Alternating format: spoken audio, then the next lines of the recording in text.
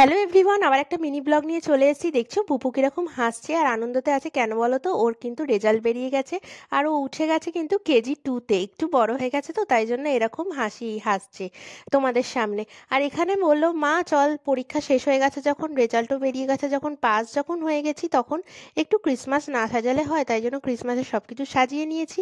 এইবার পুপু চলে এসছে ওর বাবার সাথে হেল্পিং হ্যান্ডের হিসাবে কাজ করতে, কেক বানাতে চলে এসছে। আর এখানে হচ্ছে সকাল সকাল আমাদের কচুরি ভাজা, কড়াইশুঁটির কচুরি কিন্তু শীতকালে এবারে প্রথম।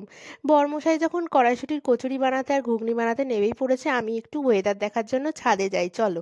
তো তোমাদেরও নিয়ে যাই ছাদে, কিরকম ওয়েদার। এখানে আমাদের সান্টা দাদু বেরিয়ে গেছে, যেহেতু কালকে 25শে ডিসেম্বর, ওনাকে তো সাজাতেই হবে।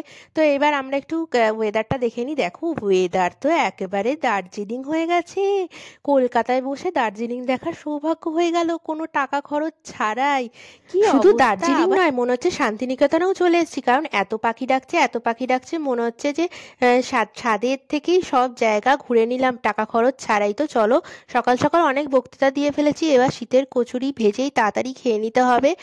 তো চলো নিচে যাই, এবার কচুরিগুলো ভাজতে হবে। নিচে গিয়েই একেবারে পেটে ছুঁচোয় ডন মারছে। আর এই ভিডিওটা যদি তোমরা পুরোটা দেখতে চাও ডিটেলসে, তাহলে কিন্তু আমাদের ইউটিউব চ্যানেলে চলে যেতে হবে, আমি ডেসক্রিপশন বক্সে লিঙ্কটা দিয়ে দেবো। তো সেই লিঙ্কটা ট্যাপ করে চলে যেতে হবে আমাদের চ্যানেলে, দিয়ে সাবস্ক্রাইব করে দিতে হবে চ্যানেলটাকে, আর বেল আইকনটা প্রেস করে দিতে হবে, যাতে সব ভিডিওগুলো তোমাদের কাছে খুব তাড়াতাড়ি পৌঁছায়। আবার চলে আসছে একটা মিনি ব্লগ।